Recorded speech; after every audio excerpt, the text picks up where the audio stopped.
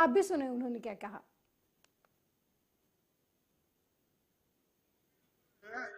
ಈ ವಿಷದ ಹಾವಿದ್ದಂಗೆ ನೀವಂದ್ರೆ ಇದು ವಿಷ ಅದ ಇಲ್ಲ ನೋಡೋಣ ಸ್ವಲ್ಪ ನೆಕ್ ನೋಡೋಣ ನೆಕ್ಕಕ್ ಹೋಗಿರಿ ನೆಕ್ಕರು ಸತ್ತ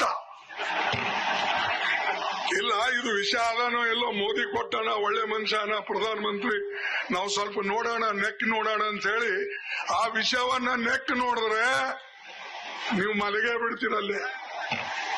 ನಾನು ಅವ್ರಿಗೆ ಮೋದಿದ್ದಲ್ಲ ಭಾರತೀಯ ಜನತಾ ಪಾರ್ಟಿ ಅದು ಒಂದೇನಪ್ಪ ಅಂತಂದ್ರೆ ಹಾವು ಇದ್ದಂಗೆ ಅದಕ್ಕೆ ನೀವು ಹಿಂಗ ಸ್ವಲ್ಪ ಏನ್ ಹೇಳ್ದೆ ನೆಕ್ ನೋಡ್ತೀನಿ ಅಂತಂದ್ರೆ ಅಲ್ಟಿಮೇಟ್ಲಿ ಅದು ಡೆತ್ ಅಪ್ಪ ಅಂತ ಹೇಳಿದೆ. ಅವ್ರಿಗೆ ಹೇಳಿಲ್ಲ ಯಾಕಂದ್ರೆ ನಾ ಹೇಳಿದ ಮೊದ್ಲೇನೆ ವೈಯಕ್ತಿಕವಾಗಿ ನಾ ಯಾರಿಗೂ ಹೇಳೋದು ಇಲ್ಲ, ಈಗೂ ಹೇಳಿನಿ ವೈಯಕ್ತಿಕವಾಗಿ ಯಾರ ಬಗ್ಗೆ ನನಗೆ ಅಸೂಯಿಲ್ಲ. ಆದ್ರೆ ನಿಮ್ಮ ಐಡಿಯಾಲಜಿ ಏನಿದೆ ಅದು ಒಂದು ವಿಷಯದಂಗಿದೆ. ಆ ಐಡಿಯಾಲಜಿ ನೀವು ಸಪೋರ್ಟ್ ಮಾಡಿದ್ರೆ ನಾ ನೆಕ್ ನೋಡ್ತೀನಿ ಅಂತಂದ್ರೆ ಡೆತ್ ಈಸ್ ಸರ್ಕಲ್. ಮೋದಿ ಅಂದ್ರೆ ಈ ವಿಷದ ಹಾವಿದ್ದಂಗೆ ನೀವಂದ್ರೆ ಇದು ವಿಷ ಅದ ಇಲ್ಲ ನೋಡೋಣ ಸ್ವಲ್ಪ ನೆಕ್ ನೋಡೋಣ ನೆಕ್ಕಕ್ ಹೋಗಿರಿ.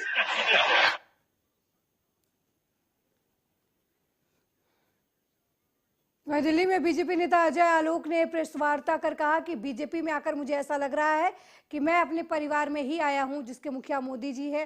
अगर मेरा 1% योगदान मोदी विजन में हो सके तो मेरे लिए ये गर्व की बात होगी। वहीं उन्होंने अन्य मुद्दे पर भी बातचीत की, आपको सुनाएंगे उन्होंने क्या कुछ कहा।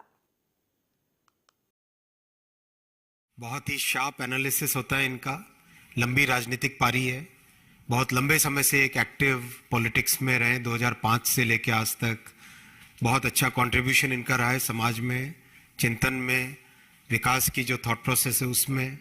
तो आज अजय आलोक जी का बहुत हम स्वागत करते हैं। भारतीय जनता पार्टी में हमेशा जो हमारी विचारधारा के साथ जुड़ के काम करना चाहे, जो राष्ट्र के प्रति समर्पित हो, जो राष्ट्र प्रथम सदैव प्रथम की भावना को ही अपनी भावना माने, जो गरीबों के लिए अपने जीवन को सर्वस्व करने के लिए तैयार रहे और जो विकास को अपनी जिंदगी की यात्रा माने, ऐसे सभी साथियों का हमेशा स्वागत रहता है। साथियों, अजय जी डॉक्टर हैं, क्वालिफाइड डॉक्टर हैं। बहुत अच्छा है कि एक प्रोफेशनल हमारे साथ जुड़ रहे हैं। जिस तरह की आज की जनरेशन को एस्पिरेशन रहती है, आज के हमारे जनसंख्या हमारे नागरिकों की जो एस्पिरेशन रहती है, उन एस्पिरेशंस को, उन आकांक्षाओं को पूरा करने का काम जो प्रधानमंत्री श्री नरेंद्र मोदी जी कर रहे हैं, एक फील्ड में नए डेवलपमेंट्स, नई विकास की सोच, एक नया थॉट प्रोसेस, एक नया माइंडसेट लेके आ रहे हैं। उसमें उसी जर्नी में डॉक्टर साहब आपका स्वागत है। भारतीय जनता पार्टी में आपका कंट्रीब्यूशन हमेशा वैल्यूएबल रहेगा और समाज की सेवा की जो आपने जर्नी अब तक की है उसमें एक महत्वपूर्ण पड़ाव रहे। आज का दिन मेरे लिए बहुत खास है क्योंकि मैं भारतीय जनता पार्टी में, मुझे लगता है कि मैं अपने परिवार में ही आया हूं। एक ऐसा परिवार जिसके मुखिया नरेंद्र मोदी जी हैं, जिनकी नीतियों से मैं तो क्या पूरा देश प्रभावित है और आज देश उसी दिशा में बढ़ रहा है जिसमें मोदी जी बढ़ रहे हैं। आज ज्यादा बोलने का दिन नहीं है। हमारे राष्ट्रीय अध्यक्ष, हमारे गृह मंत्री, उन सब की प्रेरणा से ये पार्टी आगे बढ़ रही है और सबका मार्गदर्शन और नेतृत्व मोदी जी कर रहे हैं। अश्विनी जी ने पहले ही काफी कुछ बता दिया है कि इस पार्टी का मोटो क्या है, समर्पण किसके प्रति है, गरीबों के प्रति है, काम किसके प्रति करना है, वंचितों के प्रति करना है, सोच किसकी है, मोदी जी की सोच है। मैं कोशिश करूंगा अगर 1% भी मेरा योगदान इस मोदी मिशन में हो सका तो यही मेरे लिए बहुत गर्व की बात होगी। साथियों, जिस तरह से देश को केजरीवाल जी ने एक तरीके से धोखा दिया, उन्होंने जो कुछ भी कहा उसका विपरीत किया, तो कोई बड़ी आश्चर्य की बात नहीं है कि वो अपनी इच्छाएं जो उनकी है उनको पूरी करने के लिए किसी भी नियम को, किसी भी कानून को, किसी भी प्रॉपर्टी को वो तोड़ सकते हैं। ऐसा उनका आज की जनता उनको उनकी सच्चाई जान गई है।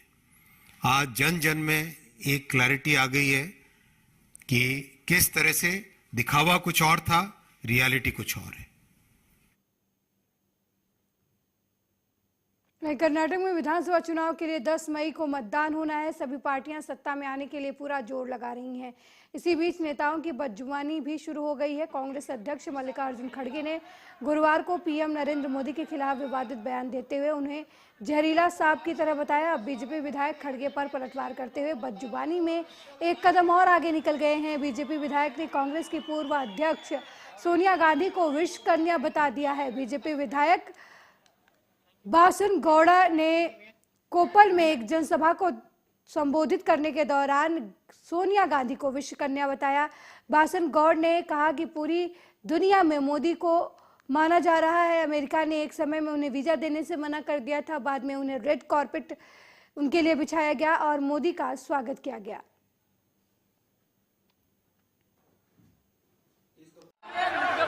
ನಮ್ಮ ಪ್ರಧಾನಮಂತ್ರಿಗಳನ್ನ ಕೆಂಪು ಹಾಸಿಗೆ ಮೂಲಕ ಸ್ವಾಗತ ಮಾಡಿ ಹೆಗಲ ಮೇಲೆ ಕೈ ಹಾಕೊಂಡು ಹೋಗುವಂತ ಒಂದು ವಿಶ್ವದ ನಾಯಕರಾಗಿ ಇವತ್ತು ಪ್ರಧಾನಮಂತ್ರಿ ನರೇಂದ್ರ ಮೋದಿ ಇಡೀ ಜಗತ್ತು ಒಪ್ಕೊಂಡದ್ದು. ಅಮೆರಿಕ ಒಂದು ಕಾಲದಲ್ಲಿ ವೀಸಾ ಕೊಟ್ಟಿರಲಿಲ್ಲ. ಇವತ್ತು ನಮ್ಮ ಪ್ರಧಾನಮಂತ್ರಿಗಳನ್ನ ಕೆಂಪು ಹಾಸಿಗೆ ಮೂಲಕ ಸ್ವಾಗತ ಮಾಡಿ ಹೆಗಲ ಮೇಲೆ ಕೈ ಹಾಕೊಂಡು ಹೋಗುವಂತ ಒಂದು ವಿಶ್ವದ ನಾಯಕರಾಗಿ ಇವತ್ತು ಪ್ರಧಾನಮಂತ್ರಿ ನರೇಂದ್ರ ಮೋದಿ ಅವ್ರ ಬಗ್ಗೆ ನಾಗರ ಹಾವಿಗೆ ಹೋಲಿಸ್ತಾರೆ, ವಿಷ ಕಚ್ತಾರತ್ತೆ. ನಿಮ್ಮ ಪಾರ್ಟಿ ನೀವೇನು ಯಾರ ಮ್ಯಾಗ ಕುಣಿಲಕತ್ತಿರಲ್ಲ. वहीं सूचना प्रसारण मंत्री अनुराग ठाकुर ने बुधवार को कहा कि प्रधानमंत्री नरेंद्र मोदी के मन की बात कार्यक्रम की रचना एक भारत श्रेष्ठ भारत की विषय वस्तु पर आधारित है और इस कार्यक्रम में जनसंचार के मूल माध्यम रेडियो के जरिए आम भारतीयों के उपलब्धियों को रेखांकित करने में महत्वपूर्ण भूमिका निभाई है। मन की बात एट 100 सम्मेलन को संबोधित करते हुए ठाकुर ने कहा कि मन की बात के माध्यम से प्रधानमंत्री का उद्देश्य भारत के विचार को आगे बढ़ाना और भारतीयों की उपलब्धि को जन जन तक पहुंचाना है। सीईसी के हमारे जो अध्यक्ष हैं, दोनों युवा भी हैं और ये भली भांति जानते हैं, बार बार रेडियो की मांग रखते हैं।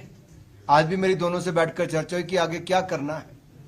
तो ये जो हम्बुतिंगला का हमारा एफएम का ट्रांसमीटर था 10 किलोवाट का, इससे बहुत बड़ा लाभ मिला है। देश में भी और 5-7 लगते इलाकों में भी हमारे प्रोग्राम्स पहुंच पाएंगे। आज एक और कीर्तिमान स्थापित हुआ है। हमारे नायोमा में वर्ल्ड का हाईएस्ट 4100 मीटर की हाइट पर ट्रांसमीटर लगा है।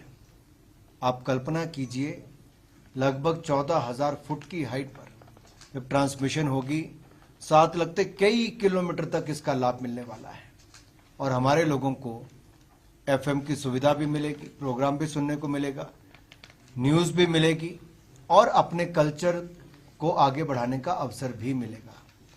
हमने दोनों युवा साथियों के साथ, चेयरमैन साहब के साथ भी और सांसद महोदय के साथ भी और एलजी साहब के साथ बैठ के बात की है कि स्थानीय प्रोग्राम्स को भी बढ़ावा देंगे। प्रधानमंत्री जी का बल होता है कि स्थानीय कल्चर को बढ़ावा देना है, तो हम यहाँ के स्थानीय प्रोग्राम्स को भी बल देंगे। इसका और ज्यादा कंटेंट लोकल बनेगा और प्रसारण भी हर कोने तक पहुंचे, उसको भी हम सुनिश्चित करने का प्रयास करेंगे।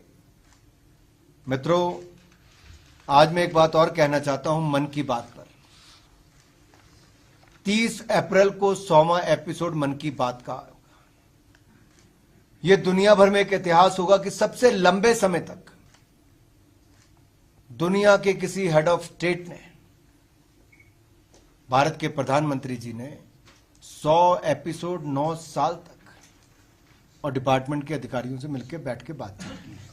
मैं आपके पास आने के बीच में जो आधा घंटा बैठा था, वो उसी काम पे बैठा था कि इस पूरे क्षेत्र में हमें और क्या करना है, और हमने उन बातों को बड़ी गंभीरता से सुना है और डिपार्टमेंट उस पर निर्णय करेगा समय पर एक एक करके। जिन चीज़ों को भी, जैसे मैंने आपको कहा कि लोकल कला संस्कृति से जुड़े हुए जो प्रोग्राम्स हैं वो और कैसे अच्छे बन पाएं, किस तरह के बने, उस पर भी हम काम करेंगे। स्थानीय कलाकारों को और अवसर मिले, हम उसमें भी काम करेंगे। हमारा नेटवर्क और बढ़े, हम उस दिशा में भी काम करेंगे। तो आप आने वाले समय में बदलाव देखोगे इस पे। और हम यहाँ तो इसलिए करेंगे भाई कि प्रधानमंत्री जी ने तो लेह लद्दाख को वो दिया जो सालों से मांग थी, यूनियन टेरिटरी का दर्जा ही दे दिया, और यहाँ सेंट्रल यूनिवर्सिटी दे दी। यहाँ पर इतने और काम चल रहे, जो सोलर पार्क भी यहाँ पे बनेगा, वो अपने आप में देखिए इतनी बड़ी योजना भारत सरकार ने दी है। ट्रांसमिशन लाइंस यहाँ से इवैक्यूएट करना पावर। वहीं केंद्रीय मंत्री गजेंद्र सिंह शेखावत ने राजस्थान के सीएम अशोक गहलोत पर विवादास्पद टिप्पणी की है। शेखावत ने गहलोत की तुलना राजनीति के रावण से कर दी है। उन्होंने कहा कि राजस्थान में राम राज्य की स्थापना करनी है तो राजनीति के रावण अशोक गहलोत की विदाई करनी होगी।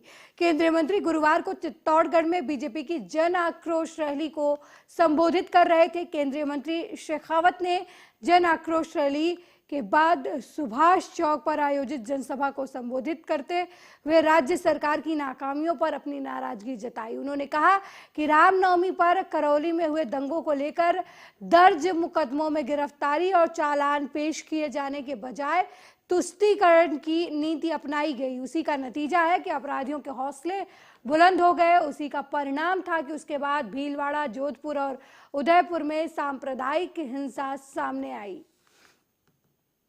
राजनीति के इस रावण अशोक गहलोत को महिलाओं की अपराधी सरकार को उखाड़ करके फेंकना है कि नहीं फेंकना है?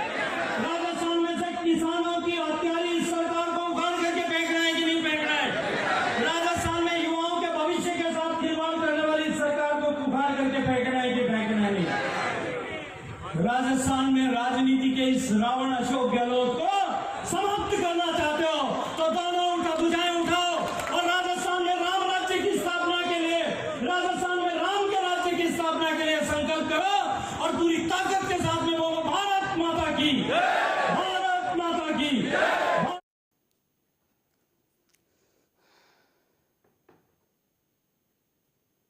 वहीं यूपी के गाजियाबाद के लोनी के वार्ड नंबर 6 में बीजेपी विधायक नंद किशोर गुर्जर ने फीता काटकर चुनावी कार्यालय का उद्घाटन किया। इस मौके पर जनता के एक नुक्कड़ सभा का भी आयोजन किया गया, जिसमें समाज की कुरीतियों को लेकर बातचीत की गई।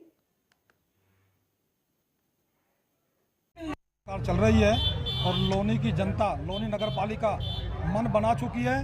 ट्रिपल इंजन की सरकार को ही समर्थन कर रही है और एक तरफा लोनी में भाजपा की लहर चल रही है। लगातार आप देखिए, गुंडा टैक्स क्या, आप सही कह रहे हैं, क्योंकि एक गरीब परिवार जो अपनी दिनचर्या को कहीं ना कहीं मैं समझता हूँ कैसे चलाता है, और उसके मकान पर भी ये टैक्स लगा दिए गए हैं नगर पालिका की तरफ से। मैं आप सबको आपके चैनल के माध्यम भारतीय जनता पार्टी के नेतृत्व में बदली है। चाहे फ्लाईओवर का मामला हो, चाहे शिक्षा का मामला हो, चाहे चिकित्सा का मामला हो, चाहे सड़क हो, चाहे बिजली हो, पानी हो, चाहे सुरक्षा हो। आज लोनी सुरक्षित है। 4-4 मर्डर, 6-6 मर्डर व्यापारियों के लोनी में होते थे। ये भारतीय जनता पार्टी की सरकार में ही संभव हो पाया है। इसीलिए मेरा आपके चैनल के माध्यम से देवतुल्य। वहीं बुलंदशहर में बारूद और आतिशबाजी की सामग्री बेचने वालों पर पुलिस का शिकंजा लगातार कसता जा रहा है। दरअसल एएसपी अनुकृति शर्मा ने 2 स्थानों पर छापेमार कार्रवाई कर प्लास्टिक के 27 कट्टे और 34 कार्टून पटाखे और बम बरामद किए। वहीं पुलिस ने अवैध आतिशबाजी सामग्री के 2 सौदागरों को भी इस दौरान गिरफ्तार किया है।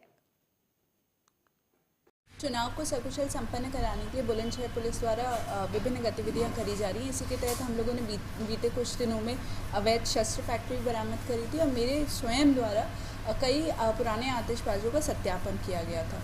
उस सत्यापन में हम लोगों ने एक गिरफ्तारी अगौता में करी थी और उनकी सूचना पे भी और उस सत्यापन के दौरान जिन पे भी हमें संदेह उत्पन्न हुआ था उनकी गतिविधियों पे हम लगातार नज़र रखे हुए थे।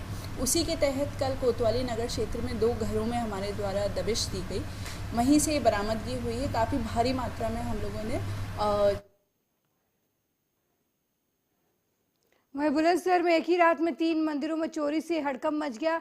चोर मंदिर में रखे भगवान के वस्त्र और नकदी लेकर फरार हो गए। वहीं गांव वालों ने ये आरोप लगाया कि इससे पहले भी गांव में चोरी की घटनाएं हो चुकी हैं।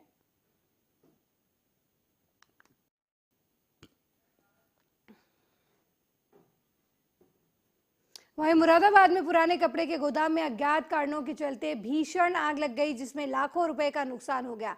बताया जा रहा है कि आग की सूचना पाकर मौके पर पहुंची फायर ब्रिगेड की टीम ने कड़ी मशक्कत के बाद आग पर काबू पाया। जेसीबी मशीन से दीवार तोड़ा गया, जिसके बाद ही आग पर काबू पाया जा सका। ये हमें fire station alert road control room पे आग की घटना की सूचना मिली है 2:45 पे। एक पेंट का गोदाम है, दुकान है, उसमें आग लगी है। हमने तुरंत पेंट के गोदाम में आग क्योंकि भयंकर रूप धारण कर लेती है जल्दी, हमने तुरंत वहाँ से तत्काल 2 गाड़ियों को फायर टेंडर को रवाना किया। कटघर फायर स्टेशन से 2 गाड़ियों को रवाना किया। तुरंत मैं मौके पर मौजूद हुआ, हमारे जो फायर ऑफिसर है वो मौके पर पहुँच गए थे।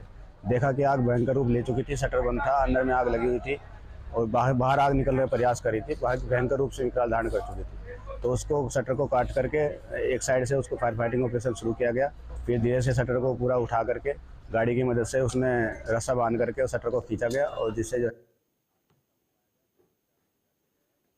वहीं रायबरेली में निकाय चुनाव को लेकर जिला प्रशासन अवैध शराब के खिलाफ अभियान चला रहा है। इसी कड़ी में सीओ सदर और एसडीएम सदर की टीम ने छापेमारी कर लोहानीपुर में 250 लीटर अवैध शराब बरामद की। छापेमारी के दौरान 5 कुंटल लहन भी नष्ट कराई गई। माना जा रहा है कि चुनाव के दौरान मतदाताओं को बांटे जाने के लिए अवैध शराब बनाई जा रही थी। चुनाव के दृष्टिगत हम लोग निरंतर विभिन्न प्रकार के अभियान चला रहे हैं।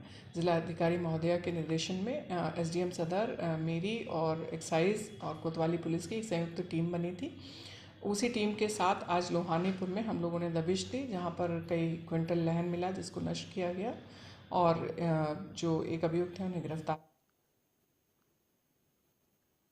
आसमान में एक ऐसा खगोलीय नजारा देखने को मिला जिसमें सूरज के चारों ओर सतरंगी इंद्रधनुषीय घेरा बना हुआ है। विज्ञान की भाषा में इस घटना को सन हेलो कहा जाता है। वैज्ञानिकों के मुताबिक ये आसमान में कभी कभी देखने वाला अद्भुत नजारा है।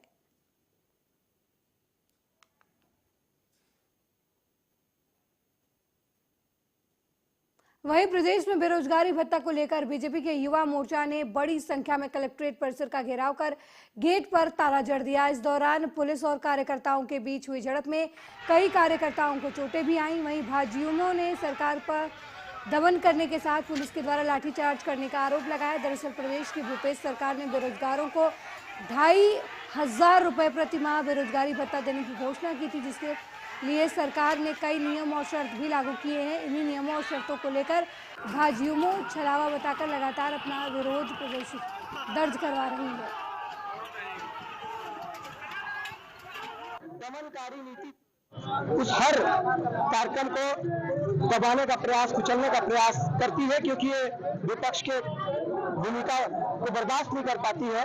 बेरोजगार युवाओं को भत्ता देने की बात थी, 4.5 साल बीत गए, भत्ता देने का नाटक बहुत प्रारंभ है और निश्चित रूप से जलेबी के जैसे गोल गोल जब हमने छत्तीसगढ़ के मुख्यमंत्री का घेराव किया 1,50,000 उनको रोकने के लिए तो हमारे द्वारा बैरिकेडिंग वगैरह की गई थी और पर चूंकि इन लोगों ने मतलब कि नियम तोड़ते हुए बैरिकेड को तोड़ दिया और अंदर घुस के इन लोगों ने ताला लगाने की कोशिश की है। हमारे यहाँ जो गेट पे है हम लोगों ने उनको प्रयास किया है ताला लगाने से रोकने के लिए, उन लोग पूरी तरह सफल नहीं हो पाए अपने प्रयोजन।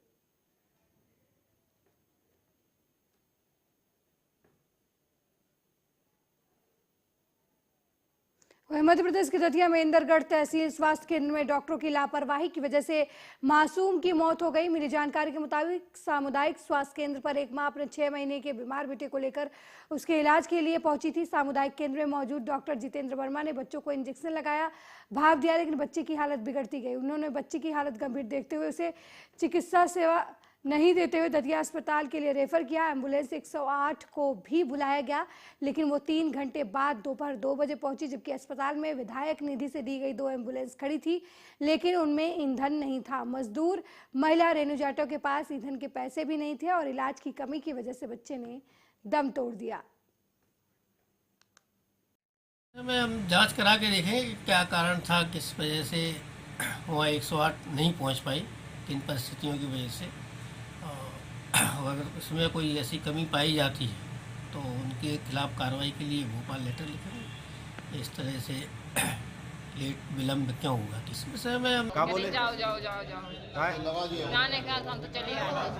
थाने में शिकायत कर दे गई थी हमने की शिकायत करने हमें तो भगा रही थी मैंने बच्चा कोई ठीक किया। क्या बोले? जाओ जाओ जाओ क्यों जाओगे? हमें की लापरवाही सामने आई, डॉक्टर की हमें बढ़ा था, पूरा इलाज नहीं करा। आपको देनी है जब तक जिस बच्चे को तुमने वहीं डिंडोरी जिले के समनापुर वन परिक्षेत्र में इस समय कुछ वन कर्मियों की मिलीभगत से वृक्षों की अंधाधुंध कटाई चल रही है। वन माफिया खुलेआम सरई के बहुमूल्य हरे भरे पेड़ों की कटाई कर रहे हैं। पेड़ों की अवैध कटाई से जंगलों के दायरे में तेजी से कमी आ रही है, लेकिन विभाग के अधिकारी इसे बेपरवाह बने हुए हैं।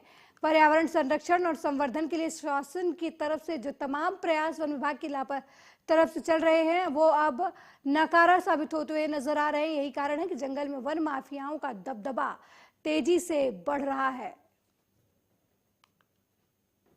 कुछ वीडियोस दिखाए हैं और कुछ फोटोग्राफ दिखाए हैं, उससे स्पष्ट हो रहा है कि ये जो वृक्ष काटे जा रहे हैं ये विभाग के द्वारा जो उत्पादन किया जाता है, भारत सरकार द्वारा स्वीकृत वर्किंग प्लान के आधार पर वह वृक्षों की कटाई की जा रही है। इन वृक्षों का विधिवत रिकॉर्डिंग किया जाता है जो अनुमानित घन मीटर है, और जितना वृक्ष प्राप्त होते हैं, सारी लकड़ी जो प्राप्त होती है उनको डिपो परिवहन करा के उनका ऑक्शन किया जाता है। कि आपने हमें कुछ वीडियोस दिखाए हैं और कुछ फोटोग्राफ दिखाए।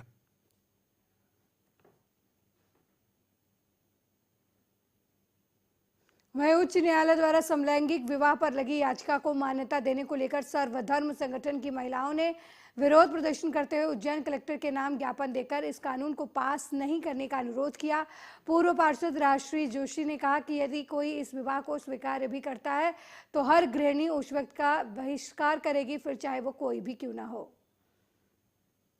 हमारे समाज और सांस्कृतिक परंपरा में विवाह दो विपरीत लिंगों के व्यक्तियों के बीच में होने वाला पवित्र गठबंधन है, और अभी वर्तमान में सांस्कृतिक मूल्यों का हनन करने वाला एक विषय जिसे हम समलैंगिकता विवाह कानून कह रहे हैं, अत्यंत गंभीर, शोचनीय और विचारणीय है, साथ ही चिंतनीय भी है।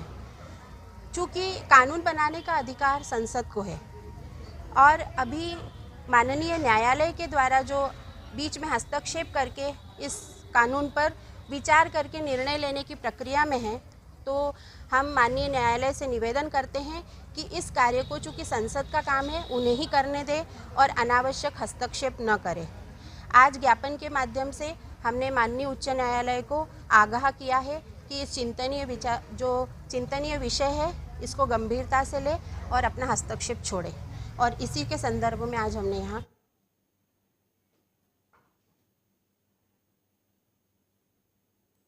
अगली खबर नर्मदापुरम से है, जहां पर पिपरिया के ग्राम पंचायत बीजनवाड़ा में सरपंच, सचिव और स्कूल संचालकों के बीच अहम बैठक आयोजित की गई, जिसमें ग्राम पंचायत का नाम ग्राम पंचायत में स्थित सभी बड़े स्कूलों में लिखे जाने पर सर्वसम्मति बनी। इस बैठक में शहर के बड़े स्कूलों जैसे saint Joseph, Beersheba international high school, KBM, PES, स्काइट, त्रियांश विद्या निकेतन, सर्वोदय विद्यापीठ स्कूल के प्रतिनिधिमंडल ने प्रस्ताव को अपनी मंजूरी दी और सरपंच, सचिव को अपना समर्थन दिया और आगामी समय में स्कूल बोर्ड और मार्कशीट पर ग्राम पंचायत का नाम अंकित करने की बात कही। मैं पहले यहाँ आ रहा था तो मुझे लगा कि अब तक सोनू भैया क्या पूछेंगे क्या नहीं, तो मैं तैयारी में नहीं था ईमानदारी। अच्छा।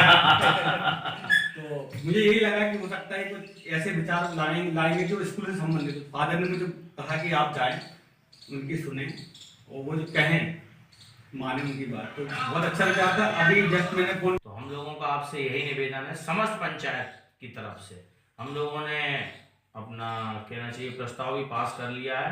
सर्वसहमति से यह निर्णय लिया गया है कि आपके जितने भी स्कूल के होर्डिंग्स हैं, आपके स्कूल के जितने भी डॉक्यूमेंट्स हैं, चाहे आपका फीस कार्ड हो, रिपोर्ट कार्ड हो, आप फलाना स्कूल पिपरिया लिखते हैं।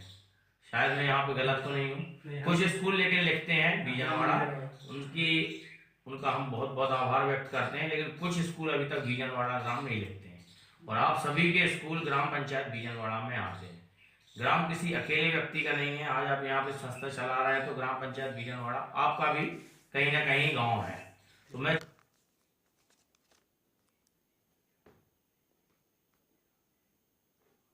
वहीं पंजाब के पूर्व मुख्यमंत्री प्रकाश सिंह बादल का पूरे राजकीय सम्मान के साथ अंतिम संस्कार किया गया, जहां उन्हें गार्ड ऑफ ऑनर दिया गया। शिरोमणि अकाली दल के प्रमुख सुखबीर सिंह बादल ने अपने पिता प्रकाश सिंह बादल को मुक्तसर जिले में स्थित अपने पैतृक गांव में चिताग्नि दी।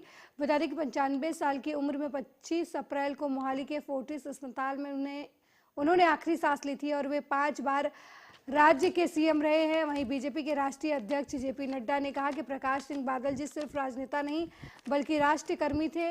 मैं अपनी पार्टी और बीजेपी के करोड़ों कार्यकर्ताओं की ओर से प्रार्थना करता हूं कि ईश्वर उन्हें अपने चरणों में स्थान दे।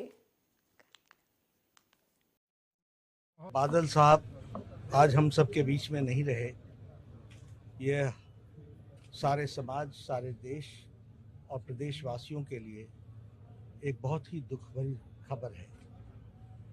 उनका व्यक्तित्व हम सबको बहुत ही प्रभावित करता था। बादल साहब एक नेता नहीं थे, एक स्टेट्समैन थे और स्टेट्समैन के साथ साथ समाज में सुख शांति, अमन चैन, सब भाईचारे के साथ रहें, इसके लिए उन्होंने अपना सारा जीवन लगाया और समाज में सौहार्द का वातावरण बने, सभी लोग ठीक से रहें, इसके लिए वो हमेशा लगे रहे।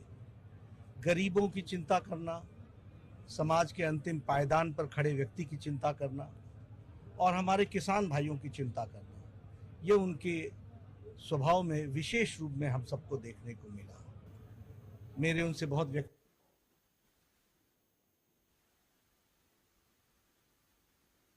मेरे साथ इस बुलेटिन में फिलहाल इतना ही। देश दुनिया की तमाम खबरों को देखने के लिए देखते रहिए आर्या न्यूज़। नमस्कार।